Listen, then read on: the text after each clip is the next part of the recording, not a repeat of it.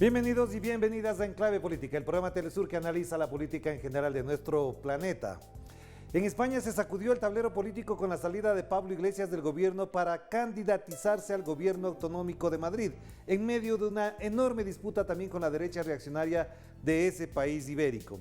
Desde los primeros análisis y comentarios, algunos ven en la salida una jugada estratégica y también un golpe en la mesa contra el gobierno del PSOE.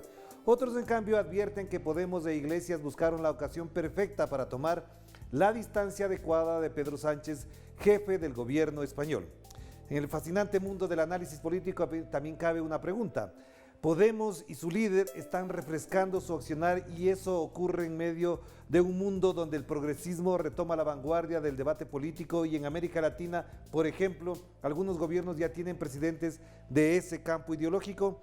Pues de esto queremos conversar con el analista político, además amigo cercano, conocido acá en América Latina, Sergio Pascual, a quien le damos la más cordial bienvenida. Qué gusto, Sergio, ¿cómo estás?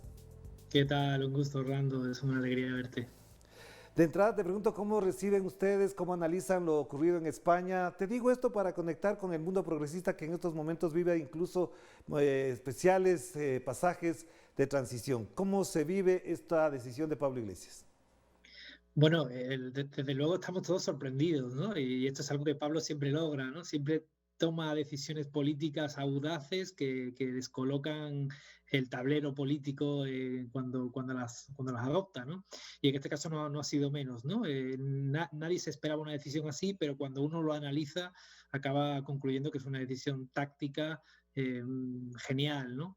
En la práctica, ¿qué consigue Pablo Iglesias con esta decisión? Bueno, consigue por un lado dar un paso atrás, que es algo que llevaba tiempo queriendo hacer, ¿no? Permitir la transición en Podemos, en el liderazgo de Podemos, hacia una figura que tiene más capacidad de llegar a otros sectores de la población que él mismo, es decir, termina su ciclo dando paso a una dirigente, Yolanda Díaz, que va a poder incluso ensanchar más la base electoral de Podemos.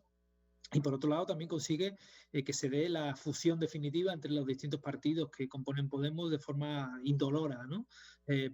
Yolanda Díaz pertenece al Partido Comunista y hubiera sido más extraño que el liderazgo de Unidas Podemos fuera a este partido que es más pequeño que Podemos, o que aparentemente es más pequeño que Podemos, si no se hubiera realizado de una forma tan, digamos, acelerada como la que ha propiciado la salida de Iglesias, ¿no? Así que ahí, en ese sentido, yo creo que es una maniobra táctica, bueno, pues que cumple con todos los requisitos, ¿no? Y con todos los horizontes que tenía marcado Pablo Iglesias.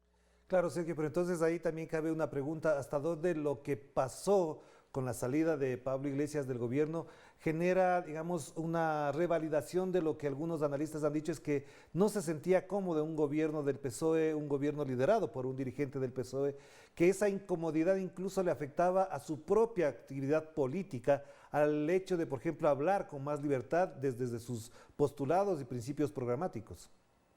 Bueno, es obvio que los postulados de Podemos son diferentes a los del Partido Socialista y que son diferentes en muchos temas, ¿no? Por ejemplo, el tema de la ley de vivienda, nuestra posición es mucho más radical en términos de control y de los precios de los alquileres. La propuesta del PSOE es una propuesta, bueno, pues de corte centrista, sino liberal, ¿no?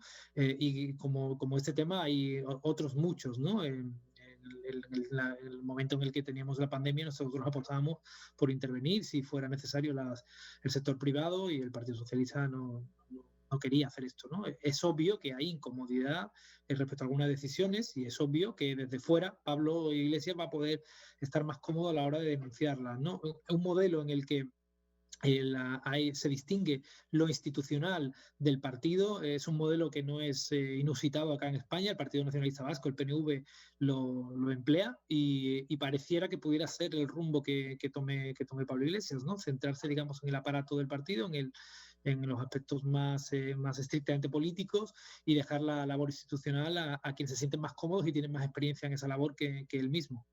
Claro, pero entonces, Sergio, ahí también cabe lo que de alguna manera también está planteado en algunos espacios y tiene que ver con que critican a Podemos que como no puede ser gobierno, como no puede estar gobernando, y algunos incluso insisten en que no tiene capacidad para gobernar, lo más cómodo es de instalarse en la oposición. ¿Crees que efectivamente dejando a una persona de la izquierda unida la vicepresidencia, ¿será más cómodo pasar a la oposición? ¿Crees que habrá dificultades de alguna naturaleza en tener a una aliada en el gobierno y estar sentado del otro lado de la oposición? Bueno, yo creo que hay que dejar claro que no pasa a la oposición. En ningún caso se pasa a la oposición, ¿no? Unidas Podemos no está rompiendo el pacto de gobierno, no está rompiendo la coalición, sigue en la coalición, dentro de la coalición. Este sigue siendo nuestro gobierno, aunque esté presidido por un dirigente del Partido Socialista. Lo que pasa es que Pablo Iglesias tiene más libertad para decir algunas cosas que no puede decir estando en el gobierno. La misma libertad que tienen, por ejemplo, los presidentes de comunidades autónomas del Partido Socialista.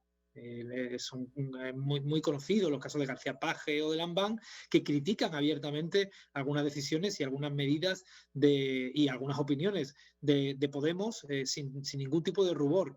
Yo creo que esta es un poco la lógica del mayor grado de libertad. No se trata de irse a la oposición y embestir contra el gobierno, sino de tener algún tipo de grado de libertad mayor que le permita reconstruir el partido en términos directamente de base territorial, que le permita decir algunas cosas que no podía decir y también que le permita tener algunas otras, bueno, dedicarse a algunas otras labores que en lo personal yo sé que anhela, ¿no? Es padre de 3 hijos a los que le ha podido dedicar poco tiempo en estos últimos años y que probablemente sea más compatible con la dirección del partido que con la vicepresidencia del gobierno. Claro, pero Sergio, ahí cabría también otra pregunta para ampliar el enfoque. Si efectivamente tú dices que fue una jugada táctica, ¿hasta dónde esta jugada táctica le puede dar como resultado, digámoslo así, un mayor crecimiento en una candidatura que es de algo de orden local, como sería Madrid? Pablo Iglesias está considerado como un líder nacional, es más, tiene una presencia internacional muy fuerte. ¿Quedarse en Madrid no le reduce la posibilidad, ahí sí digo, estratégica de ampliar su base de apoyo? Bueno, a ver, yo creo que la elección de Madrid es digamos, es una ocasión para que justifica su salida del gobierno y la transición en el liderazgo de Podemos, ¿no? El objetivo central es la transición en el liderazgo de Podemos que permita tener a una candidata que se construya durante 2 años como vicepresidenta y que luego tenga unas mejores posibilidades contra el Partido Socialista, contra el Partido Socialista, contra el resto de partidos, ¿no? Candidateando por la presidencia y también en el espacio de la izquierda contra el Partido Socialista en 2023. Ese es el objetivo. ¿Y cuál es la coyuntura? Bueno, pues él lo hace dando un salto a una lucha que se dibuja como una lucha épica entre casi el bien y el mal, si se me permite el término, ¿no? Entre la derecha extrema de Ayuso, que está abrazada a Vox, a la ultraderecha española, y la izquierda que representa al gobierno progresista, ¿no? Se va a esa lucha épica sabiendo que tiene muy pocas posibilidades de gobernar Madrid, ¿no? Porque incluso en el caso de que consigamos arrebatarle el gobierno a la derecha, es probable que el candidato más votado siga siendo el candidato del Partido Socialista, que hay una diferencia importante en Madrid, pero habrá logrado varias cosas. Habrá logrado, primero, dibujar en términos ideológicos claros qué es lo que se está jugando en Madrid y por lo tanto también en España a medio plazo. Habrá logrado que su partido, que Podemos, no quede fuera de la Asamblea de Madrid, que era un riesgo cierto.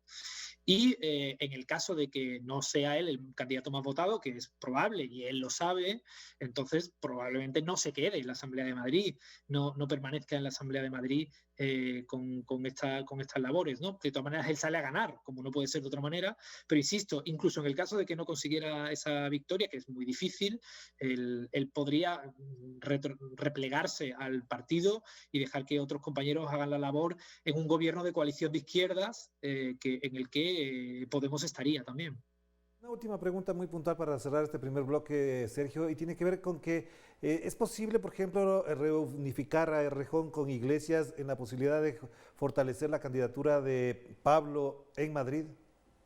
No, esto ya no es posible. De hecho, ya no Errejón, pero sino su partido, Más Madrid, que tiene como candidata a Mónica García, han dicho que no habrá esa reunificación. Lo que sí es posible, y esto es quizá una apuesta mía, es que en el medio plazo, cara a 2023 o el futuro, si los liderazgos van cambiando, si ya ha cambiado el de Unidas Podemos, si también cambiara el liderazgo de Más Madrid, con personajes como la propia Mónica García, el entendimiento fuera más fácil a medio o largo plazo.